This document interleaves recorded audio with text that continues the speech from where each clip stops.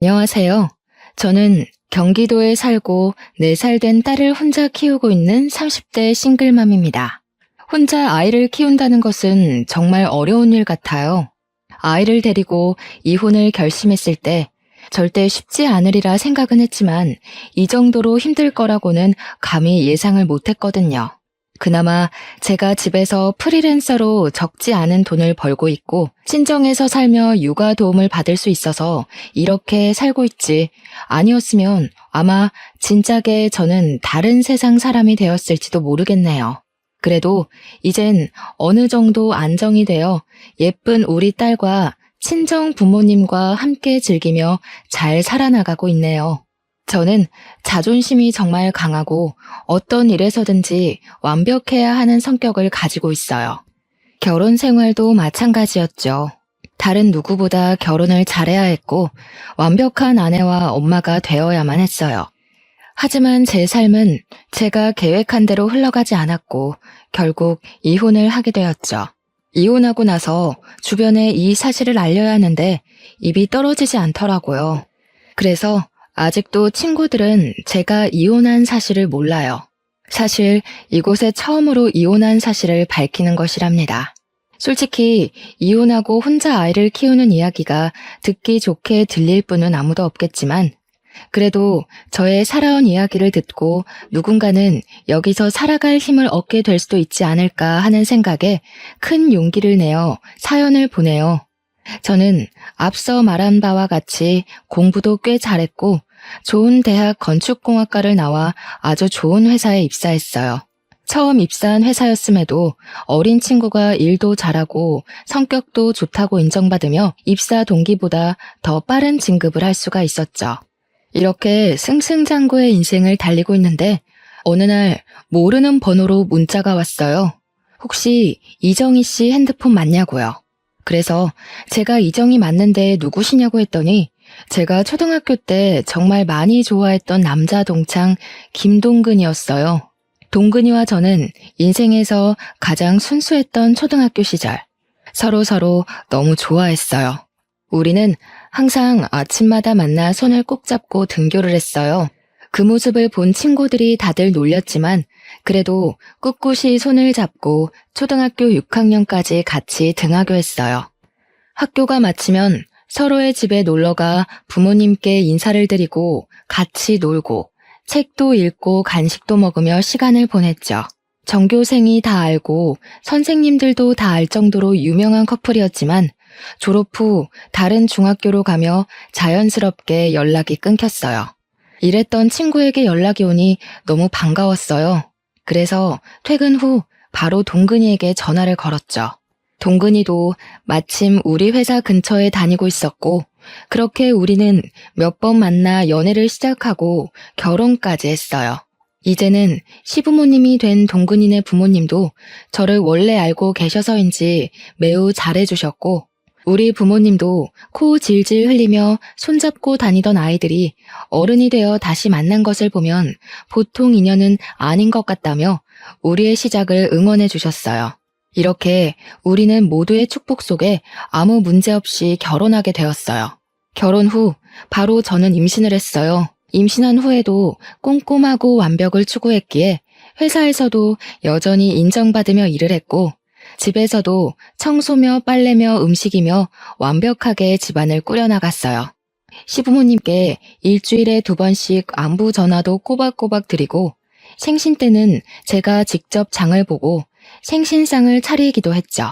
매일 아침 6시에 기상을 하고 8시면 집에서 나와 회사로 출근을 하고 7시에 퇴근해서 집에 오면 집안일하며 하루를 마무리했어요.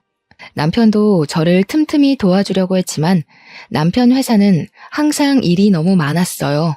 그래서 야근하고 오면 매일 밤 10시나 11시였고 주말에도 걸핏하면 출근이라 집안일을 할 수가 없었어요. 그래도 저에게 너무 잘해주었어요. 그래서 남편이 집안일을 하나도 못해도 거기에 대해서 불만은 전혀 없었어요. 우리 둘이 합치면 돈도 적지 않게 벌고 집안에서도 회사에서도 정말 완벽에 가까운 생활에 행복함을 느끼며 살고 있었죠. 뱃속의 아기도 저의 행복함을 아는지 주스에 맞게 건강히 잘 크고 있었고, 임신 9개월 차에 들어서며 1년의 육아휴직에 들어갔어요. 육아휴직 첫날 아침, 평소처럼 아침 일찍 눈이 떠졌어요. 남편은 출근하고 저는 집에서 그동안 회사 다니느라 바빠서 꾸미지 못했던 아기의 방을 정리하려는데 갑자기 진통이 오기 시작하더라고요. 가진통이라고 하기에는 너무 아팠고 주기도 제법 일정했어요. 뭔가 느낌이 이상해서 택시를 불러 병원을 향했어요. 병원에서는 출산이 시작되었으니 얼른 보호자에게 연락하라고 하더라고요. 저는 남편과 부모님 그리고 시댁에 연락을 했어요. 남편은 저의 연락에 바로 오고 시어머니도 바로 오셨어요. 그리고 부모님은 일이 있어서 지방에 내려가셨다고 빨라야 오늘 밤늦게 갈 수 있다고 하시더라고요. 저는 남편도 있고 시어머니도 있으니 걱정하지 말고 일 보고 천천히 오라고 말씀드렸어요. 본격적인 진통이 시작되면서 양수가 터졌어요. 그런데 아기가 위에서 내려오지 않는다고 하더라고요. 게다가 진통의 주기는 점점 짧고 심해졌어요.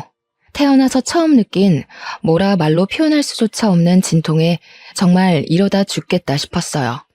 양수도 터진 데다가 오랜 진통으로 지칠 대로 지쳐서 이제는 힘을 줄 수도 없는 상황이 되었죠. 의사 선생님은 이대로면 산모와 아기 모두가 위험할 수 있다고 판단되어 수술을 해야겠다고 하셨어요. 뭐, 수술한다고요? 안 돼요. 조금 더 자연분만으로 해봐요. 양수도 터졌다면서요. 조금만 더 시도해주세요, 선생님. 어머님, 지금 이대로 가면 아기도 위험하고 산모도 위험합니다. 지금 바로 수술해야 해요. 아유, 선생님, 수술하면 아기가 멍청해지고 허약하대요. 안 그래도 우리 집 첫 손주가 딸이라서 심란한데 그 딸마저 멍청하고 허약하면 어째요? 의사 선생님이 책임질 거예요? 아니, 세상에 제왕절개로 태어나는 사람이 50%가 넘는데 그럼 세상의 절반은 다 멍청하고 허약하답니까? 어디서 듣고 오셨는지 모르겠지만 의학적으로 전혀 근거 없는 이야기예요. 지금 당장 산모 수술해야 한다고요. 나 젊을 때는 밤새 진통해도 수술 없이 애들 잘만 낳았는데 왜 안 된다는 거예요? 그래서 출산하다가 돌아가시는 분도 많았죠. 지금 이런 말할 시간 없고요. 저는 환자분이 무사히 출산을 하게끔 도와야 하는 의사이기에 수술할 겁니다. 그리 아세요.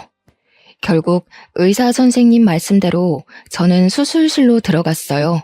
그 후 정신을 차려보니 출산을 마치고 입원실에 누워있고 제 앞에는 남편과 시어머니가 계셨어요. 예, 너는 진통도 좀 참고 힘도 잘 주고 하지. 왜 수술을 해서 아기 미래를 망쳐놓니? 수술하면 아기가 멍청해진다는데 안 그래도 딸이라서 속상한데 멍청하게까지 만들어야겠니? 저는 어머니의 말에 눈물이 났어요. 진통이란 진통은 다 겪고 수술까지 한 사람에게 몸은 괜찮냐고 걱정은 못 해줄 망정 왜 수술했냐고 뭐라고 하시는데 정말 너무 섭섭하더라고요. 그러나 제 몸은 너무 아프니 뭐라고 말도 못하겠고 그저 울기만 했어요. 울고 있는데 친정엄마가 들어오시더라고요. 팅팅 부은 얼굴로 눈과 코가 시뻘개져서 울고 있는 제 모습을 보고 엄마는 깜짝 놀라셨어요. 사돈 왔어요? 아니, 얘가 좀만 더 힘주면 자연분만으로 나을 수 있는데 그걸 못하고 수술을 했지 뭐예요. 사돈도 아시죠? 수술해서 아기 낳으면 허약하고 멍청해지잖아요. 이제 엄마면 좀 아픈 것도 참고 해야지. 그걸 못 참아서. 뭐라고요? 그럼 지금 자연분만 못했다고 이제 막 마취해서 깨어난 아이에게 잡돌이 하셨어요? 잡돌이는 아니고 그냥 아쉬워서 그런 거죠. 아쉬워서. 아쉽긴 뭐가 아쉬워요. 수술해서 아기가 잘못됐어요? 어디 아프대요? 김서방, 아기 뭐 잘못됐어? 아기는 건강히 태어났습니다. 다만 저희 엄마는 앞으로 아기가 잔병치레가 심할까봐 걱정하는 마음에서 하시는 이야기세요. 저희 엄마가 감정이 격해져서 말이 좀 세게 나온 것 같은데 죄송해요. 내가 무슨 말을 세게 했니? 너 지금 장모 왔다고 편드는 거냐? 남편은 시어머니와 엄마에게 여기 병원이니 이제 그만하시라고 말렸어요. 아빠도 주차하고 왔는데 엄마가 사돈과 싸우고 있으니 일단 엄마를 데리고 나가셨어요. 이렇게 제 딸 고은이의 탄생 첫날은 아주 시끌벅적하게 지나갔어요. 시어머니는 말끝마다 아기가 수술로 태어나서 허약하고 멍청할 것이라고 하셨지만 고은이는 조리원에서 아주 잘 지내다가 건강히 퇴소했어요. 고은이를 안고 남편과 함께 오랜만에 집에 들어갔는데 시어머니가 집에 와 계시는 게 아니겠어요? 저는 조금 당황했지만 첫 손준이 많이 보고 싶으셔서 그런가 보다 했는데 그게 아니었어요. 여보가 그동안 회사 다니느라 산후조리는 생각도 하지 못했잖아. 그런데 보니까 다들 조리원 후에는 산후조리 해주시는 이모님 도움받아서 산후조리 하더라고. 인제 와서 이모님 구하기도 힘들고 해서 내가 우리 엄마한테 여보 산후조리 좀 부탁했어. 사실 조리원에서 집에 오면서 목도 못 가누고 쥐면 아스러질 것 같은 이 신생아를 어떻게 씻겨야 할지 막막하기는 했어요. 아주 조금은 시어머니가 일하고 계시지 않으니 집에서 조금 도와주셨으면 좋겠다는 생각도 하긴 했고요. 근데 막상 정말 집에 시어머니가 계시니 조금 당황스럽더라고요. 그래도 남편이 저를 생각해서 이렇게 했다는 것이 고마웠어요. 그날 밤 저는 수유를 해야 하니 거실에서 자고 남편은 다음날 출근해야 하니 큰 방에, 어머니는 작은 방에서 주무셨어요. 고은이가 새벽에 배고프다고 울길래 모유를 먹이려는데 잘 되지가 않더라고요.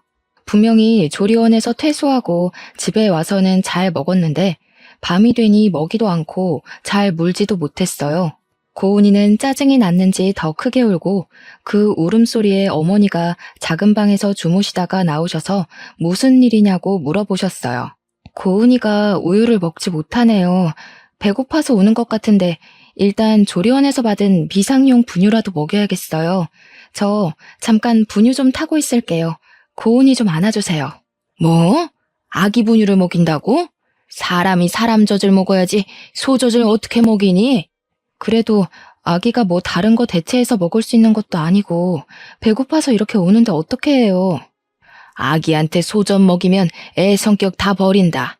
안 그래도 수술해서 애는 멍청하고 허약할 텐데 너는 애한테 소젖 먹여서 성격도 드세네로 키우고 싶어? 시어머니는 우리 아들 내일 출근해야 해서 푹 자야 하는데 딸이라는 애가 아빠한테 도움이 안 된다며 우는 고은이를 빼앗듯이 안으셨어요. 그리고 고은이를 달래보려고 하셨지만 고은이는 역시 울기만 했죠. 기저귀를 갈아도 소용없었어요. 우리 동근이는 신생아 때도 모유도 잘 받아먹고 기저귀만 갈아줘도 한 번도 이렇게 안 울고 키웠는데 얘는 계집애가 왜 이렇게 유별나니? 네 성격 그대로 빼다 박았네 박았어. 어머니가 고은이를 안고 돌보며 왜 이렇게 우냐고 온갖 짜증을 다 부리시는데 저도 화가 나더라고요. 그래서 제가 고은이를 보겠다며 안고 모유를 다시 주려고 시도했어요. 역시나 고은이는 울기만 하고 먹지를 못했어요. 수술해서 나온 아이라 멍청해서 제 엄마 젖도 물지 못하나 보다. 그니까 엄마가 됐으면 좀 힘도 잘 주고 진통도 참을 것이지 그깟 진통 하나 못 참아서 의사가 수술하란다고 옳다쿠나 하고 수술했니? 시어머니는 고은이가 울 때마다 애가 저를 닮았다고 하시고 수술해서 나와서 성격이 이 모양인 것 같다는 말도 안 되는 소리를 계속 하셨어요. 그런 이야기를 듣고 있자니 화가 났지만 당장 고은이가 죽을 듯이 울어대서 시어머니의 잔소리에 일일이 대응할 만큼의 여력이 되지 않았어요. 결국 고은이는 울다가 새벽녘이 되어서야 잠이 들었어요. 고은이는 아침에 남편이 출근하고 난 이른 아침에도 모유를 여전히 먹지 못했어요. 고은이는 집이 떠나가라 울었어요. 밤새도록 모유만을 고집하시던 어머니는 결국 젖병에 분유를 타서 오셨어요. 젖병에 분유를 타서 주자 고은이는 허겁지겁 먹더라고요. 소젖 다 주니까 잘 먹네. 사람이 사람 젖을 먹어야지 소젖을 저리 먹으면 어째? 안 그래도 성격이 고약할 것 같은데 한 손가락 했어. 안 그래도 수술해서 몸이 비실비실할 텐데 걱정이다 걱정이야. 어머니는 고은이가 분유 먹는 모습을 보며 매우 못마땅해 하셨어요. 화가 났지만 전날 밤부터 지금까지 고은이의 울음소리에 저도 지칠 대로 지쳐서 뭐라고 대꾸할 힘도 없더라고요. 그래서 그냥 또 그러려니 하고 넘겼어요. 고은이가 분유를 다 먹고 잠이 들고 저도 아침을 좀 먹으려는데 어머니가 미역국을 한 솥 끓여 놓으셨더라고요. 어머니는 고은이도 이제 잠잠해졌으니 같이 아침 먹자고 상을 차려주셨어요. 밥상에 수저와 밥을 놓으셔서 도와드리려고 하니 저보고 너는 앉아있으라고 하시더라고요. 저는 앉아있으면서 시어머니의 밥상을 받을 며느리가 이 대한민국에 몇이나 될까 생각했어요. 사실 고은이 낳기 전을 돌아보면 어머니는 저에게 너무 잘해주셨거든요. 제가 임신했을 때 먹고 싶은 음식이 있다고 하면 바로 만들어주시고 시댁에서도 설거지 한 번을 시키지 않으셨어요. 이렇게 좋으신 분인데 지금은 산후조리 해주시느라 어머니도 피곤하셔서 말이 다소 거칠게 나오는 것뿐이지 제가 싫거나 한 건 아닐 것으로 생각했어요. 정말 감사히 밥을 먹으려는데 제 미역국 그릇에는 미역에 국만 없이 맑은 국물만 있고 어머니 본인의 국그릇에는 미역에 소고기까지 잔뜩 있더라고요. 어머니, 저를 생각해서 이렇게 미역국 끓여주신 건 너무 감사한데요. 저도 미역 좀 주세요. 미역을 많이 먹어야지 붓기도 빨리 빠지고 회복이 잘 된대요. 저는 제가 이 말을 하면 어머니가 본인의 국그릇을 제 국그릇과 바꿔주실 줄 알았어요.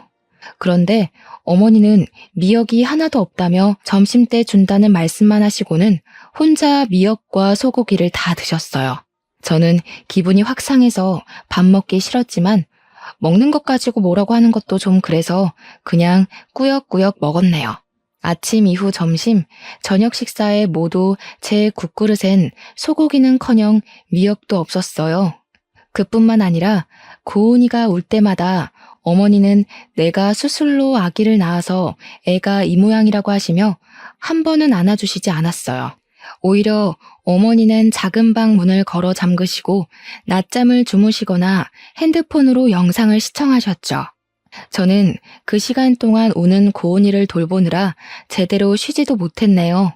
고은이가 울다가 잠이 들고 어머니도 낮잠을 주무실 때 물 좀 먹으려고 냉장고를 열었는데 남편이 좋아하는 매운 반찬이 가득하더라고요. 솔직히 모유 수유를 생각보다 일찍 끝내서 저도 먹을 수 있었지만 만약에 지금 모유 수유 중이었다면 이 집에서 제가 먹을 수 있는 것이라곤 미역과 소고기 하나 없는 미역국뿐이었어요. 냉동실을 보니 저는 항상 비상용으로 국을 얼릴 때도 전자레인지 사용이 가능한 용기에 소분해서 얼렸는데 비닐봉지채로 국이 얼려 있더라고요. 그 밖에 생선, 오징어도 비닐봉지 그대로 얼려 있었어요. 한마디로 냉동실은 난장판이 되어 있었어요. 당장 다 꺼내서 정리하고 싶었지만 고은이가 또 울어서 어쩔 수 없이 그냥 두었네요. 그렇게 전쟁 같은 하루가 지나고 밤이 되어 남편이 퇴근했어요. 어머니는 남편이 오자마자 오늘 미역국 끓여서 제 밥상 차려주고 고은이도 봐주느라 온몸이 쑤신다고 하셨어요. 어머니의 이야기만 들은 남편은 세상에 이런 어머니가 어딨냐며 우리 엄마한테 효도하라고 하더라고요. 어머니가 제 밥상을 차려주시기는 했지만 고기나 미역이 하나도 없는 맑은 국만 차려주셨고 고은이를 봐주기는커녕 종일 단 한 번도 안아주시지도 않았는데 그런 이야기를 듣고 있으니 짜증이 나더라고요. 어머니는 오늘 종일 작은 방에서 주무시거나 핸드폰만 보고 계셨잖아요. 고은이를 안고 먹이고 씻기고 한 건 전데 왜 어머니가 온몸이 쑤시는지 모르겠네요. 아까 잠깐 낮잠 잔 거로 그러는 거니? 어제 고은이가 오는 통에 잠을 거의 못 잤잖아. 그래서 피곤해서 잠깐 작은 방에서 잠을 잔 거였는데 그때 고은이가 많이 울었나 보네. 우리 아가 오늘 힘들었겠다. 내일은 내가 고은이 많이 볼 테니 넌 좀 쉬어. 알았지? 아들 앞이라고 목소리가 싹 바뀌어서 사근사근하게 이야기하시는데 정말 기가 막히더라고요. 저는 소고기나 미역 하나 없는 미역 국물만 먹었다고 이야기하려고 했지만 종일 일하고 온 남편이 너무 피곤해 보여서 더 이야기하지 않았네요. 이렇게 속 터지고 답답한 생활이 일주일째 계속되었어요. 일주일이 지나자 어머니는 언제까지 자신이 밥을 차려줘야 하냐며 제가 알아서 밥 차려 먹으라고 하더라고요. 저는 그런 어머니가 빨리 집에 가셨으면 하는데 자꾸 저의 몸 상태로 고은이를 잘 돌볼 수 있겠냐며 걱정된다며 가시지 않았어요.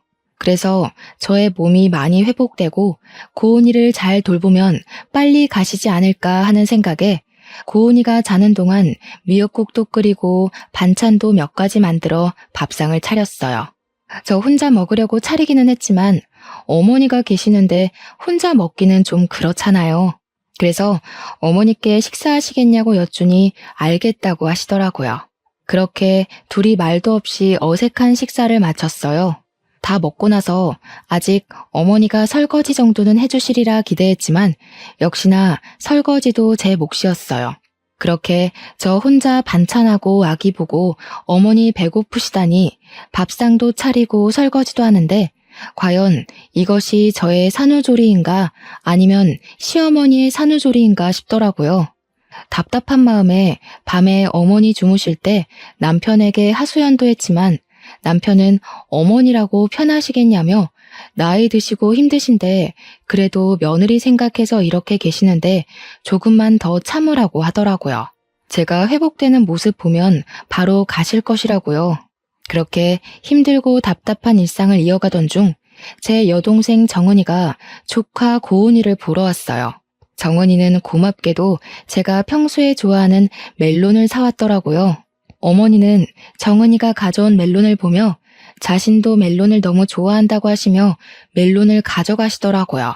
그러더니 주방에서 멜론을 깎으시길래 우리에게 주시려는 줄 알았는데 깎은 멜론을 들고 잘 먹겠다며 작은 방에 들어가셨어요. 결국 손님으로 온 정은이가 자신이 사온 멜론을 직접 깎아서 먹었답니다. 이후 고은이를 보며 이런저런 이야기를 하다 보니 점심시간이 되었어요. 제가 같이 점심을 먹으려고 밥을 하려고 주방에 가니 정은이가 놀라서 쫓아오더라고요. 언니는 산후조리 중인데 왜 밥을 하냐고요. 그러면서 평소에도 설마 시어머니는 하나도 도와주시지 않고 언니 혼자 밥 차리고 고은이 돌보고 한 거냐고 하며 걱정하더라고요. 저는 정은이가 걱정할까봐 아니라고 대충 둘러댔어요. 정은이는 저를 위해 미역국도 소고기를 듬뿍 넣어서 끓여주고 밥도 하고 냉동고에 있던 떡갈비도 구워서 한 상 잘 차려주었어요. 우리끼리 편하게 먹고 싶었지만 그래도 작은 방에 시어머니가 계시는데 그건 도리가 아닌 것 같아 작은 방에 갔어요. 어머니는 멜론 한 통을 다 드시고 코를 골며 주무시고 계시더라고요. 제가 깨워서 식사하시라고 하니 비몽사몽으로 안 먹는다고 하시고는 다시 주무셨어요. 우리끼리 맛있게 먹고 상을 치우려는데 어머니께서 나오셨어요. 세상에, 시어미 잔다고 깨우지도 않고 너희끼리만 먹었냐? 진짜 너무하는구나. 어머니, 제가 아까 밥 다 준비해서 깨웠는데 어머니가 안 먹는다고 하셔서 저희끼리 먼저 먹었어요. 지금 바로 다시 차려드릴게요. 됐다, 고양 것. 엎드려 절 받기도 아니고 내 딴에는 그래도 너 생각해서 불편한데도 여기 와 있는데 그런 내 생각은 안 하고 너희끼리만 먹냐? 나도 그런 밥상 받고 싶지 않다. 어머니는 저와 정은이에게 화를 버럭 내시더니 작은 방에서 핸드폰을 가져와 남편에게 전화를 걸었어요. 아들아, 이 애미가 억울해서 살 수가 없구나. 나 딴에는 착한 시어머니 노릇하고 싶어서 며느리 힘들까봐 산후조리 도와주러 왔더니만 이년은 미역국이 맛이 없다느니 하면서 나한테 타박만 하는 거 아니냐? 아들아, 내가 이렇게 힘들게 사는구나. 어휴, 이걸 말할 사람이 우리 아들밖에 없어서 전화했다. 그래, 저녁에 보자꾸나. 없는 말까지 지어내는 시어머니의 충격적인 두 얼굴에 할 말을 잃고 말았습니다. 시모는 자신의 방에 들어가서 나오지 않길래 여동생이랑 오랜만에 이야기도 나눌 겸 작은 방으로 들어가서 고은이랑 같이 놀아주고 있었어요. 그러다 제가 깜빡 잠이 들고 말았는데 여동생이 저를 급히 흔들어 깨우더라고요. 눈을 뜨자마자 시어머니의 까랑까랑한 목소리가 제 귀를 찌르더군요. 너네 지금 나 왕따 시키니? 아니, 너희들끼리 음식도 맛있는 거 시켜 먹으면서 하하호호 작은 방에서 무슨 얘기를 그렇게 오래 하니? 너희 설마 시애미 흉 봤니? 맞네, 맞아. 내가 그렇게 안 봤는데 사돈 처녀까지 한통속이네. 서러워서 살겠니? 어휴. 일방적으로 말을 쏟아내고 방문을 쾅 하고 닫고 나가셨습니다. 저는 잊지도 않은 말을 술술 지어내는 어머니의 행동에 너무 당황했어요. 그리고 정은이에게 이런 어머니의 모습을 보여주기 부끄러워 일단 정은이는 집으로 급히 보냈어요. 그날 저녁, 매일 야근으로 늦게 오던 남편이 칼퇴근하고 일찍 집으로 왔어요. 아까 엄마가 전화해서는 처제 불러서 어머니 흉봤다던데 사실이야? 너는 어떻게 너 산후조리 해준다고 오신 엄마한테 그렇게 할 수가 있어? 얘야, 됐다. 안 그래도 아기 낳고 힘들 우리 며느리한테 그런 소리 하지 마. 원래 여자들이 아기 낳고 하면 우울해서 조그만 일에도 서운해하고 그런 거야. 아기 신생아 때는 남편과도 죽일 듯이 싸우는데 시어미인 나한테는 얼마나 그간 불만이 많았겠니? 어머니가 나를 다 이해한다는 식으로 얘기하시며 화난 남편을 달래시는데 제가 귀신에 홀린 것도 아니고 이건 뭔가 싶더라고요. 솔직히 그동안 어머니 고은이 한 번도 안아주시지 않으셨어. 그래, 그건 이해해. 고은이는 어머니 딸이 아닌 내 딸이니까. 그런데 산후조리 해주신다고 오셔서 내가 삼시세끼 밥상 다 차려드리고 설거지도 했어. 알아? 지금 고은이 갓 출산한 것도 아니고 이제 이 정도 지났으면 밥도 하고 설거지도 좀 할 수 있는 거 아니야? 그럼 뭐 평생 산후조리랍시고 우리 엄마 밥상만 받아 먹으려고 했어? 그리고 처음에는 우리 엄마가 너 미역국도 끓여주고 했잖아. 미역국? 그래, 미역 국물 끓여주셨지. 미역국이라고 주셨는데 국에 고기는커녕 미역 한 줄기도 안 보이더라. 진짜 내가 요새는 이게 나의 산후조리인지 어머니의 산후조리인지 모르겠어. 이럴 바엔 차라리 어머니 집에 가시고 나 혼자 있는 편이 낫겠어. 아이고, 이 늙은이는 사라져야지. 네 마음 잘 알겠다. 내가 있는 게 오히려 너에게 스트레스니 이 늙은이는 가마. 어머니는 제 이야기를 듣고 엄청 속상한 표정을 지으시며 작은 방으로 가셨어요. 그러고는 어머니의 짐을 다 챙겨서 나오시더라고요. 엄마, 지금 왜 다 챙겨 나왔어? 지금 가게? 이렇게 어두운데 어디를 가? 가더라도 내일 날 밝으면 가고 오늘 밤은 우리 집에서 자요. 내일 주말이라 쉬니까 내가 집까지 모셔다 드릴게. 이 늙은이 이 집에서 필요도 없는데 빨리 나가줘야지. 그리고 동근아, 정희한테 너무 뭐라고 하지 마라. 여자가 출산하고 나면 호르몬 변화로 성격 좋은 사람들도 화가 많아지고 작은 일에도 울고 그래. 그러니까 네가 이해해줘. 야, 너는 엄마가 이렇게까지 널 생각하는데 그 앞에서 엄마 꼭 그딴 말을 짓거려야겠냐? 어? 남편은 제 화를 주체하지 못해 제게 소리를 질렀고 그 소리를 듣고 고은이는 깜짝 놀라 자지러지게 울기 시작했어요. 우는 고은이를 데리고 일단 큰 방으로 들어가 진정시키는데 저도 서러워서 눈물이 나더라고요. 그렇게 저도 울고 고은이 울며 밤을 보냈답니다. 다음날 저녁 때 깜짝 놀란 고은이는 새벽 내내 자다 깨서 울었어요. 그 덕에 저도 고은이를 달래다가 새벽녘에 겨우 잠이 들어 늦잠을 잤어요. 큰 방에서 일어나서 나가려는데 어머니와 남편이 거실에서 작은 소리로 이야기를 하더라고요. 내가 아는 사람이 회사 대표인데 자기 비서가 20대 후반인데 재테크를 아주 기막히게 잘해서 모은 재산이 많대. 그냥 정이랑 이혼하고 그 여자나 만나봐. 쇠장가를 가라고? 그럼 정이랑 고은이는 어쩌고. 아들도 아니고 딸인데 그냥 양육권 재줘버려. 어제 보니까 정이 성격이 보통 성격도 아니고 고은이도 수술해서 나와서 보나마나 멍청할 것이고 엄마 닮아 성격도 좋지 않을 거야. 괜히 전현들에게 발목 잡히지 말고 이혼해서 새 출발해.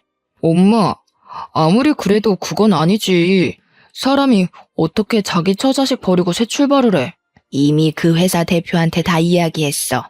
정 그러면 그냥 가서 밥만 먹고 와. 밥은 먹고 올 수 있잖아. 날짜도 이미 다음 주 저녁으로 잡았어. 밥만 먹어, 밥만. 알겠지? 저는 어머니의 얘기를 듣고 기가 막혔어요. 그런데 여기서 다 들었다고 나가면 분명히 어머니는 시치미를 뚝 떼며 아니라고 할 것이 분명해서 일단 듣고 가만히 있었어요. 방에 있는데 생각할수록 어이가 없어서 정은이한테 카톡으로 제가 들은 이야기를 다 말했어요. 그런데 정은이가 뭔가 자기 이야기 같다고 하는 거예요. 얼마 전에 회사 대표님이 자기에게 좋은 사람이 있다며 소개해준다길래 다음 주에 날짜를 잡았다는 거예요. 생각해보니 정은이도 회사 대표의 비서예요. 그리고 어릴 때부터 금융에 관심이 많아서 주식, 부동산 등에 투자하며 돈을 잘 굴렸고, 그래서 지금 가진 돈도 많아요.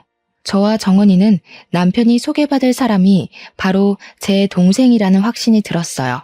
이거 어떻게 해야 하나 고민하고 있는데 정은이에게 카톡이 오더라고요. 언니는 형부랑 어떻게 하고 싶냐고요.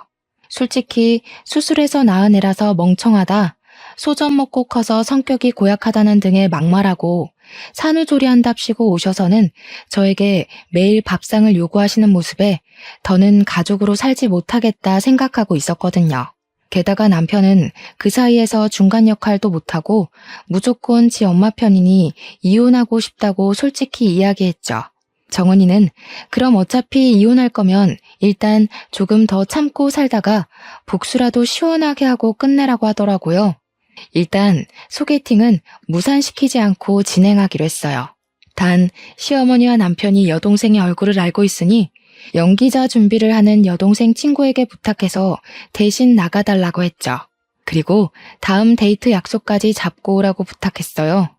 드디어 소개팅 날, 남편은 제게 야근한다고 하고 여동생의 친구와 소개팅을 했어요. 정은이는 몰래 숨어서 자기 친구와 형부가 소개팅하는 장면을 지켜봤어요. 저는 고은이를 봐야 하니 가지는 못했지만 정은이가 실시간으로 사진을 찍어서 보내줬어요. 맨날 고은이 보느라 집에서 꾸밀 틈이 없는 저만 보다가 늘씬하고 예쁜 20대 여성을 보니 좋은지 표정이 아주 좋아 죽더라고요. 남편이 먼저 여동생의 친구에게 다음 데이트는 언제 할지 물었고 그 주 주말에 둘이 만나기로 약속을 잡았다고 하더라고요. 주말이 되었어요. 남편은 회사 사람들과 낚시하러 간다고 하며 정장을 쫙 빼입더라고요. 그래서 제가 낚시하는데 웬 정장을 입었냐고 물으니 친구가 결혼식을 해서 결혼식 갔다가 회사 사람들과 낚시한다고 하더라고요. 역시 남편은 여동생의 친구를 만났고 남편이 손도 잡고 어깨 동무도 하더라고요. 여동생의 친구가 팔짱을 끼니 해벌쭉하고 웃는데 정말 당장 쫓아가 따지고 싶더라고요. 정은이는 남편이 하는 모든 행동 하나하나를 빼놓지 않고 사진을 찍었어요. 그리고 여동생 친구의 얼굴은 모자이크 처리를 하고 남편 얼굴만 잘 보이게 편집해서 제게 보내줬어요. 월요일 아침, 정은이는 남편 회사의 게시판에 개발팀 대리 김동근의 실체라는 제목으로 모든 사진을 올렸어요. 그 내용은 김동근 대리는 아직 돌도 되지 않은 예쁜 딸을 둔 아빠인데 집에 부인과 딸이 있음에도 불구하고 부인이 지겨웠는지 내 친구를 만나고 있다고 썼어요. 순진한 내 친구는 이 사람이 유부남인지도 모르고 몇 번 밥 먹고 데이트했다는데 자신이 만난 남자가 유부남인 것을 알고는 충격에 휩싸였다고 하며 이런 김동근 대리에 대해서 어떻게 생각하시는지 사내 직원들의 의견을 묻는다고 적었어요. 댓글을 보니 누군가가 김동근 대리는 회사에서 평이 아주 좋은 분인데 그럴 리가 없다며 그냥 와이프와 데이트한 것인데 오해하고 쓴 글 아니냐고 하더라고요. 그런데 그 밑에 댓글을 보니 자기가 김동근 대리의 아내 되시는 분을 안다면서 그분은 키가 작고 통통한 체형인데 여기 모자이크 처리된 사진 속의 여자분은 키도 크고 늘씬한 것이 아내는 확실히 아니라고 적혀 있었어요. 그 댓글로 인해 남편은 자기 자식 낳아준 아내를 버리고 새로운 여자를 찾아 나선 천하의 나쁜 놈이 되어버렸어요. 저는 동생의 작품에 감탄하며 저는 저의 복수를 시작했어요. 저는 작은 방에서 주무시고 계시는 어머니의 핸드폰을 가져왔어요. 그리고 어머니의 핸드폰에 카톡으로 들어가 정은이가 보내준 사진들을 첨부했어요. 그 밑에는 이명자님의 아들 김동근은 딸이 있는 가정의 가장인데 부인이 지겨웠는데 새로운 여자를 만나고 있다는 내용을 함께 적어 카톡에 저장된 모든 지인에게 전송했어요. 그리고 제가 준비한 음성 파일을 하나 더 보냈어요. 사실 어머니가 남편에게 새로운 출발을 하라고 권하신 그날 이후부터 어머니가 저에게 했던 말들을 다 녹음했거든요. 그 녹음 파일에는 고은이가 울 때마다 제가 수술로 나와서 애가 멍청하다고 하신 말, 제게 집안일을 시키고 집안일을 제대로 하지 못하면 너는 얼굴도 못생겨서 일도 못한다고 구박하셨던 말, 인격 모독한 말과 욕설을 하신 것까지 매우 상세하게 녹음했어요. 그리고 이 모든 것을 듣기 좋게 편집을 했어요. 요새는 핸드폰 어플이 잘 나와서 음성 파일 편집은 아주 쉽더라고요. 그 후 이명자님의 산후조리 중인 며느리에게 했던 말이라는 제목을 써서 이 음성 파일을 카톡에 저장된 모든 사람에게 보냈어요. 잠시 뒤 어머니 핸드폰으로 전화가 오고 카톡 오고 난리가 났어요. 어머니 친구분 중에는 나도 엄마가 수술해서 나왔는데 그럼 나도 멍청한 거냐며 어떻게 같은 여자가 돼서 며느리한테 그러냐고 너같이 무식한 년이랑 더는 만날 수 없다며 화를 불같이 내셨어요. 어머니가 전화하고 카톡하며 이 사태를 수습하고 있는데 남편이 죽을 상을 짓고 집에 오더라고요. 엄마가 소개해준 그 여자와 데이트한 사진을 누가 사내 게시판에 올려서 사장실에까지 끌려가서 혼났대요. 그리고 본사에서 쫓겨나 아무 연고가 없는 지방으로 발령을 받았다더라고요. 저는 그렇게 괴롭게 하던 모자가 쩔쩔매는 모습을 보니 웃음을 참을 수가 없었어요. 저는 그 모습을 보며 깔깔거리며 웃었어요. 남편과 어머니는 이 심각한 상황에 갑자기 웃고 있는 저를 보며 이해 못하겠다는 표정을 지으시더라고요. 그래서 두 사람에게 사실 이 모든 일을 저와 제 동생이 계획했다고 말했어요. 그럼 너랑 처제가 이 모든 걸 다 계획한 거라고? 왜? 도대체 왜? 아무리 그래도 그렇지 어떻게 네가 남편과 시어미한테 이럴 수가 있냐? 네가 그러고도 사람이냐? 그러니까 저한테 적당히 하셨어야죠. 어머니가 그동안 고은이 울고 뗐을 때마다 수술로 나와서 애가 멍청해서 저런다며 하실 때 저 정말 속상했지만 참았어요. 제가 사랑하는 남편을 낳아주신 어머니시고 또 어머니도 힘드시니 이러시는 거겠지 했어요. 근데 왜? 우리끼리의 문제를 왜 밖에 퍼뜨려서 이렇게 쪽팔리게 만드냐고 왜? 그런데 어머니가 남편에게 새살림 차리라고 하시는데 정말 그때는 못 참겠더라고요. 아니, 그 와중에 제가 더는 참을 이유가 없죠. 이미 두 사람은 저와 고은이를 버리고 다른 살림을 차릴 계획을 세우는데 제가 왜요? 그럼 그냥 나에게 얘기라도 했어야지. 이야기? 너 그동안 내가 얘기하면 듣는 척이라도 했니? 어머니한테 막말, 욕설 들을 때 어머니가 이렇게 하셨다고 얘기하면 우리 엄마가 그럴 리가 없다며 내 이야기는 들으려 하지도 않고 오로지 네 엄마 편만 드는 너한테 내가 무슨 얘기를 해. 내 입만 아프지. 그래도 좀 더 나한테 얘기를 하지 그랬어. 꼭 이렇게까지 일을 크게 벌려야겠어? 우리 고은이는 어떡하라고. 고은이를 그렇게 생각하는 양반이 젊은 여자랑 손잡고 어깨동무하고 다니냐? 인제 와서 고은이 핑계를 대면서 날 막으려는 생각하지 마. 다 필요 없고 이혼이야. 우리 이혼해. 아, 너는 새장가 가야 하니까 고은이는 내가 데리고 살게. 양육권 꿈도 꾸지 마라. 저는 남편과 어머니께 그동안 참고 왔던 모든 서러운 것들을 다 이야기했어요. 그리고 저와 고은이의 짐을 챙기고 고은이를 안고 집에서 나왔어요. 남편과 어머니는 망연자실한 표정으로 주저앉아 이제 어떻게 사냐며 울고 있더라고요. 밖으로 나가니 이미 정은이가 와 있더라고요. 정은이의 도움으로 짐을 싣고 차에 타 친정으로 갔어요. 엄마는 정은이에게 들어 대충 제 상황을 알고 계셨어요. 그러면서 그런 집구석에서 참고 있는 건 멍청이 같은 짓이라고 하시며 그동안 고생했다고 저를 꼭 안아주셨어요. 엄마에게 행복하게 잘 사는 모습 보여드리고 싶었는데 그러지 못하고 이혼이라는 큰 부류를 저지르고 왔는데도 뭐라고 하지 않으셨어요. 오히려 잘했다고 이야기해 주시니 너무 감사하고 죄송하더라고요. 그 뒤로 우리의 이혼은 빠르게 진행되었어요. 시어머니는 부끄럽다고 지인들과 연락 다 끊고 남편 따라서 아무도 알지 못하는 지방에서 있는 듯 없는 듯 살고 계시다고 하더라고요. 저는 제가 다니던 회사 인사부 팀장님이 제 사정을 어떻게 아시고 사무실 직원에서 재택 프리랜서로 전환해 주셨어요. 그 덕에 친정에서 고은이를 돌보며 일을 할 수 있게 되었어요. 그리고 싱글맘들을 위한 작은 모임도 만들었어요. 제가 싱글맘이 되어보니 생각보다 너무 힘들더라고요. 경제적인 여건도 되고 친정의 도움을 받는 저도 이렇게 힘이 드는데 그렇지 못한 상황에 놓인 싱글맘들은 정말 너무 힘들겠더라고요. 그래서 싱글맘들끼리 모여 서로 위로해주고 도와주면 좋겠다 싶었거든요. 그리고 모임 멤버들 중에서 여건이 되는 사람들끼리 모여 봉사활동을 꾸준히 하고 있어요. 그 결과 얼마 전에는 시에서 좋은 일 한다고 봉사상도 받았답니다. 공부도 일도 생활도 모든 것이 완벽해야만 했던 제가 이렇게 이혼 이야기하며 사연을 보내기까지 정말 많은 고민을 해야 했어요.